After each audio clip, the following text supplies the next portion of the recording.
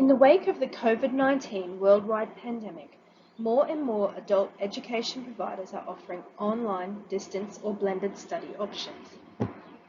These 21st century flexible learning choices open doors for many who may have previously perceived higher education as unattainable. The days of traditional teacher-led lectures are behind us, with student-led collaborative online learning communities paving the way forward. However, these modern teaching and learning environments present unique challenges to both students and teachers alike.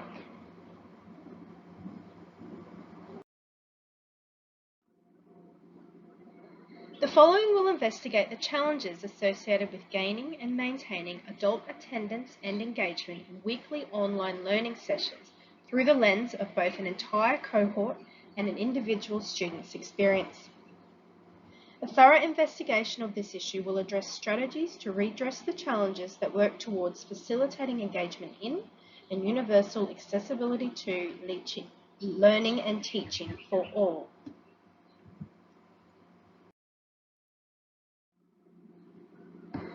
For the past 10 months, I have taught to the Diploma of Nursing with Central Queensland University, CQU, in Townsville. This course is offered in a full-time blended delivery mode, studied over 3 6-month stages, totaling 18 months. All the content learning is provided via an online Moodle platform that encompasses self-paced module learning and live weekly Zoom sessions. Face-to-face teaching is delivered on campus in 4 3-day residentials for each stage per term. Clinical placement blocks are allocated at the end of each stage, totaling 10 weeks or 400 hours. The course is offered across 5 Queensland campuses, with each student enrolling into the campus closest to where they reside, enabling them ease of access to the on-campus face-to-face residentials. I am the unit lead for 2 subjects, one in Stage 2 and one in Stage 3. The Australian Skills Quality Authority, or ASQA, outline the nominal hours per unit that represents the supervised structured learning and assessment activities required to sufficiently address the content of each unit. These activities can be delivered face-to-face, online, and/or through structured distance education. The current allocated nominal hours for both units are 95 and 70, respectively. Further breakdown of hours is at the discretion of individual registered training organisations, or RTOs, and is divided between lectures, tutorials, self-directed study, simulation, and placement. The agreed upon lecture and tutorial hours for both of my units is 14. Therefore, I need to prepare and deliver 28 hours of online teaching sessions to facilitate and support the teaching and learning of students who are spread across the state.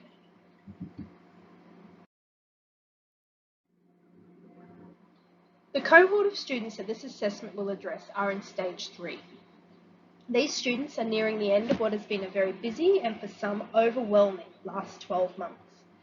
There are 50 students enrolled in the Stage 3 unit who provide a diversified cohort to teach into.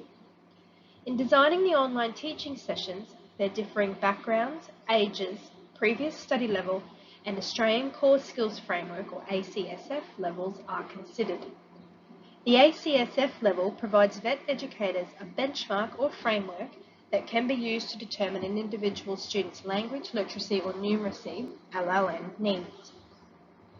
It is a course expectation that students attend 80% of the live weekly Zoom teaching sessions.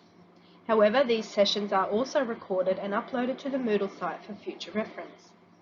An overarching strength of this group stems from the camaraderie that ensued during the COVID lockdowns and subsequent withdrawal of face-to-face teaching in 2020.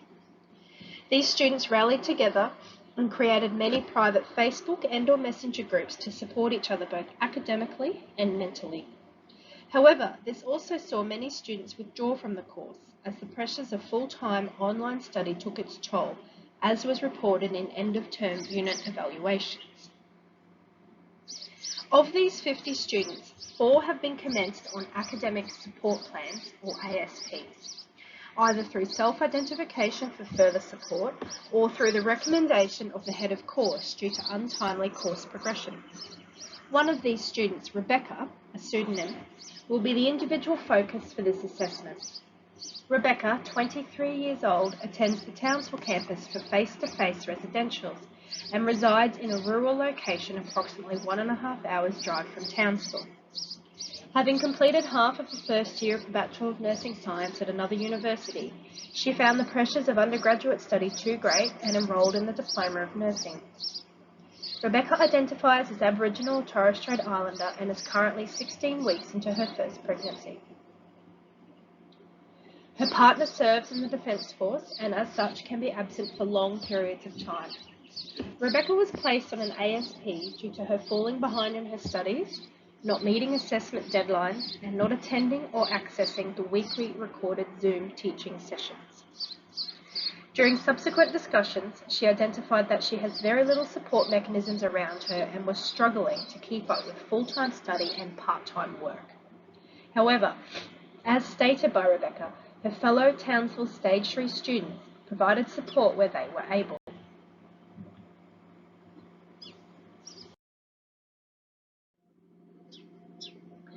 Of the 14 live online Zoom teaching sessions that I delivered for the Stage 3 unit this term, there was, on average, 12 to 15 students in attendance each week.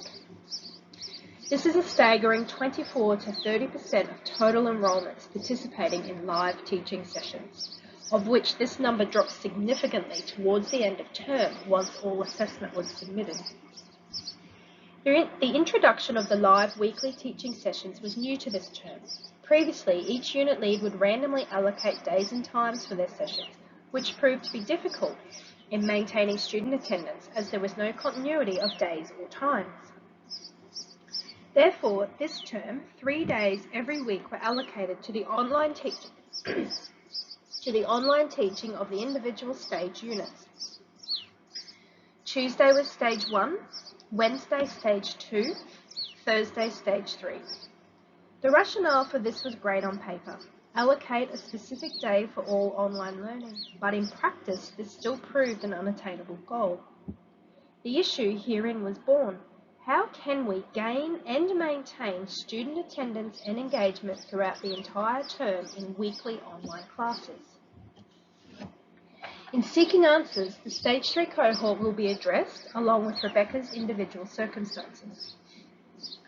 The importance of active engagement in online communities of practice is understood in terms of increased opportunities for knowledge sharing, engaging in collaborative activities, and the ongoing promotion of these interactions. The level of engagement in adult online learning is heavily influenced by aging, fatigue caused by a busy life, resistance process due to learning new technologies, lack of personal evolution, interactive learning settings, motivation, and self-regulation. As identified above, all these reasons may have contributed to the lack of attendance and engagement in online live Zoom sessions. Rebecca herself acknowledged many of these as impacting her ability to attend the sessions, particularly increasing levels of fatigue caused by the first trimester of her pregnancy. In further exploring these issues with the Stage 3 cohort during the beginning of a teaching session, it was discovered that the majority present in that Zoom preferred traditional classroom learning over online teaching sessions. This was ascertained as part of an icebreaker activity whereby I prepared an interactive poll that required each participant to vote for one of two options. This served two purposes. One, I was establishing rapport with the students and gaining an understanding of their preferred learning method, but two, I was seeking possible solutions for the low attendance we had already begun experiencing during our live teaching sessions. Attributing further to the poor engagement of students, Belestanos explains that historically online and distance learning courses have had high dropout rates, and many online learners have reported feelings of isolation and unsatisfying and impersonal interactions. In tackling the issues of disengagement, Gemma Balak suggests an overwhelming advantage of students who are engaged in the learning process is their ability to learn and retain more. Therefore, a priority of online learning must be inclusive student engagement. Without it, educators are simply talking to themselves.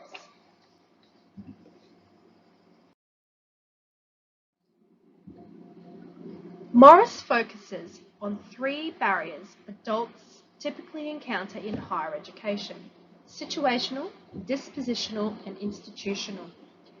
Situational and dispositional can be thought of in terms of barriers that directly relate to the student: lack of finances, need for childcare, family support, and lack of confidence, perception of being too old, or dislike of studying.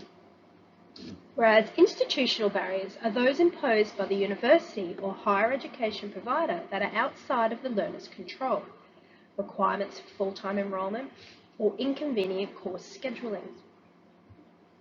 In Rebecca's case, her situational barriers are clear: her lack of friend or family support and financial and work responsibilities that led to a lack of time. It would appear, though, that Rebecca is not alone in these struggles, with time and support identified as one of the top 4 barriers to adult education in a study conducted by Mullen, Berg, and Burge. However, it is highly possible that the institutional barriers CQU are imposing, such as inconvenient course scheduling, are heavily influencing and contributing to Rebecca's situational barriers. Perhaps it is an unrealistic course expectation that students attend 80% of the online teaching sessions live. In doing this, students lose a whole workday per week, and for some, an extra day's childcare is required so they can participate without distraction in teaching sessions, a cost many cannot afford. In an article published by Biggs, it is highlighted that good teaching relies on levels of teaching competence. These levels can be further interpreted as student levels of learning based on the competence of the educator. Teaching endgame must focus on what the student does as opposed to what the student is or what the teacher does. In interpreting this through the lens of inclusive student engagement, educators need to ensure students are supported in understanding concepts and principles through interactive online teaching sessions that incorporate inclusive teaching and learning activities.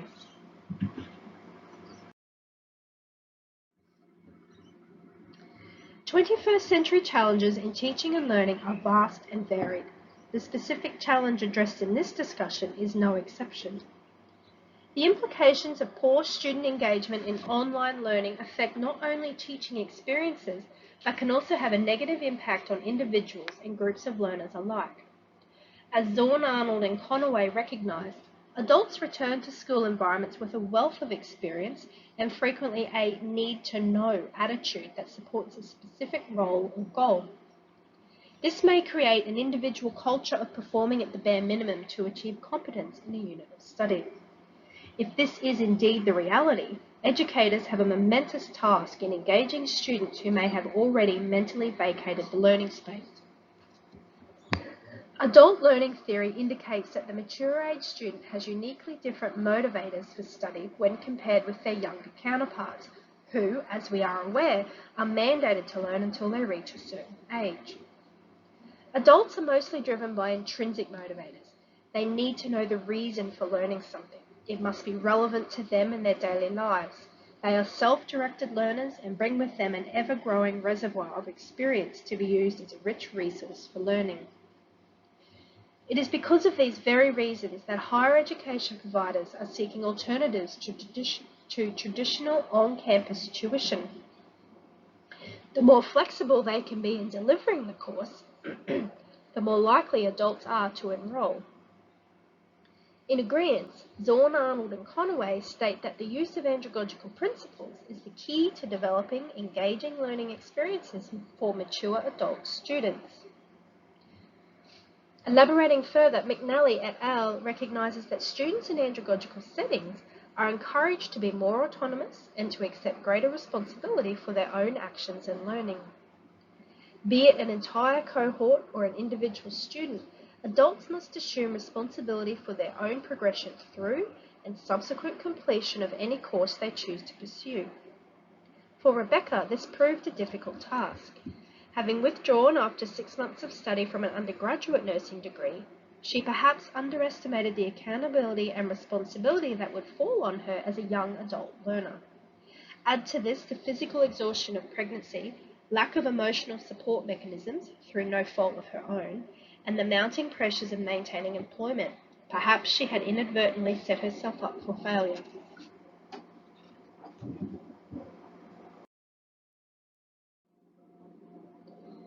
In considering all the above, it has become apparent that we at CQU are not alone in the issues online teaching and learning brings. Many have written on the subject and offer a myriad of tried and tested methods that work to enhance the online learning experience.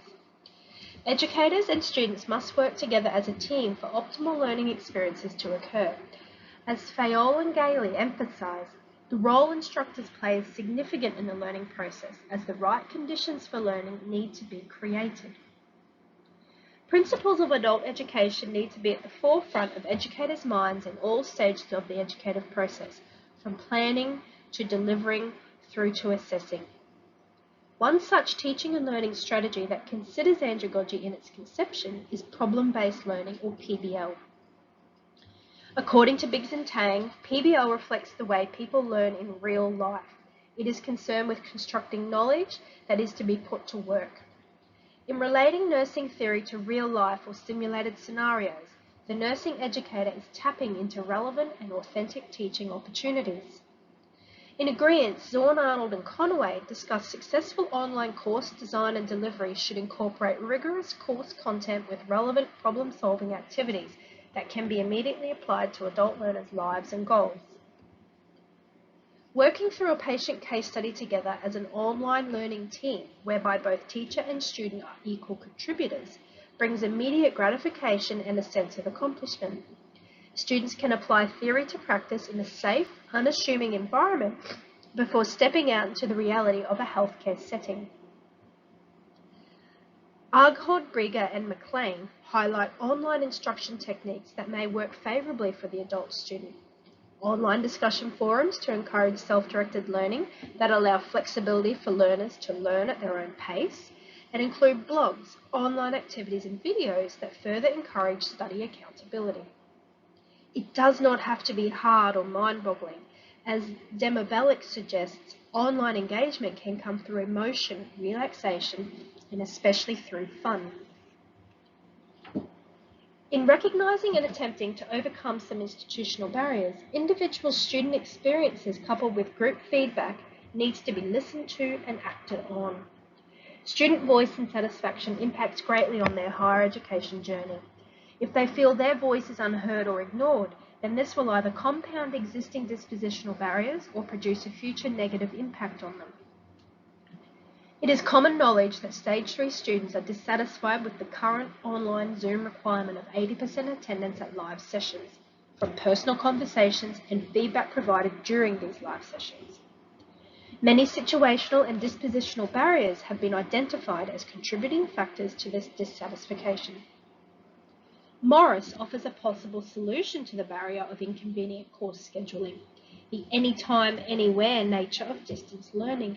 However, if students are still expected to attend online teaching sessions in a live capacity, the anytime, anywhere capacity of the course is negated. Based on this, it seems the current requirement of attendance at live sessions is unrealistic in a course promoted for its flexibility. Universal Design for Learning, or UDL, attempts to provide educators and students alike with inclusive educational strategies that are useful in online learning environments. In promoting an inclusive online community, UDL enhances a learner's ability to acquire, generate, and use new knowledge.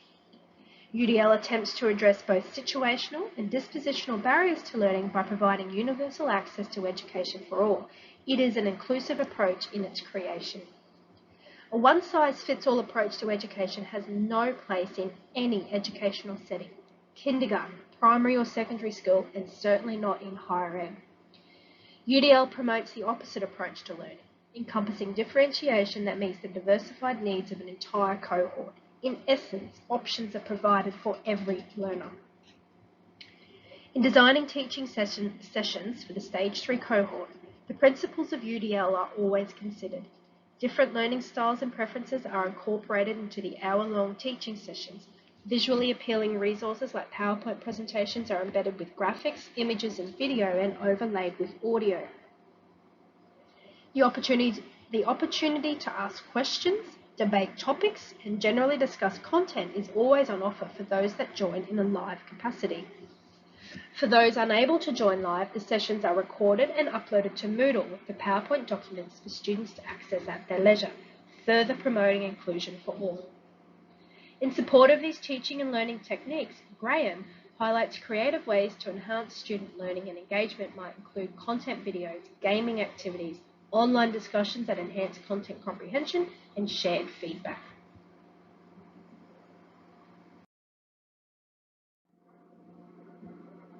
Through the consideration of an entire cohort and individual student learning and experiences, the 21st century challenge of gaining and maintaining student attendance and engagement throughout live online classes has been addressed. Barriers to learning are particularly relevant within this challenge as they influence teaching and learning activities and opportunities.